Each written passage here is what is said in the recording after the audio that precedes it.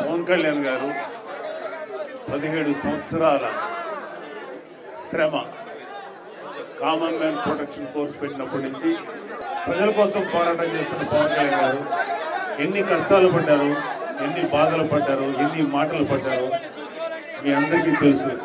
2019లో ఓడిపోయినా సరే కుంగిపోకుండా మళ్ళీ తిరిగి రాజకీయ రణక్షేత్రంలో ఆయన ముందుకెళ్లారు. పిఠాపురంలో నిలబడినందుకు మీరందరూ కూడా ఎంతో ప్రేమతో ఆయన ఓటేసి గెలిపించారు.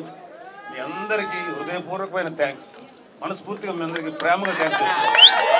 వైసీపీ వాళ్ళకి అది ఒక లగ్జరీ, జనసేనకి ఇది ఒక బాధ్యత, పదవి అనేది. ఇంతకుముందు నోటుకు వచ్చినట్టు మాట్లాడిన వాళ్ళు చాలామంది ఉన్నారు. ప్రజలందరూ మనల్ని గెలిపించింది వాళ్ళ శ్రేయస్సు కోసం, వాళ్ళ అభివృద్ధి కోసం, వాళ్ళ మంచి భవిష్యత్తు కోసం గెలిపించారు. కాబట్టి మీరందరూ ఆశించినట్టు మేమేదో మీడియాకి ఎక్కి వాళ్ళని వీళ్ళు తిడతాం అనుకోకండి, మాకు అలవాట్లేదు. ఆ చండాలపు కల్చర్ వాళ్ళకి తప్ప మాది కాదు. ఆయన మాకు పని చేయడానికి అవకాశం ఇచ్చారు, అదే మా సంతోషం. మేము అదృష్టంగా భావిస్తున్నాం తప్ప ఈ క్రెడిట్ అంతా ఇక్కడ గెలిచిన ప్రతి క్రెడిట్ 100కి 100% అది జనసేన అని పవన్ కళ్యాణ్ గారికి చెందుతుంది. ఫస్ట్ రాజకీయాల్లో కావాల్సింది ఓర్పు. 17 సంవత్సరాలు ఆయన ఓర్పుగా నిరీక్షించాడు. అది కనుక అందరికీ ఉంటే ప్రతి వాళ్ళు గొప్పవాళ్ళు అవుతారు. సో జనసేన నమ్ముకున్న వాళ్ళు ఎవరికి అన్యాయం జరగదు.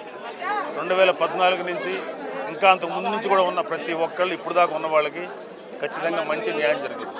కాకపోతే ఓర్పుగా ఉండాలి.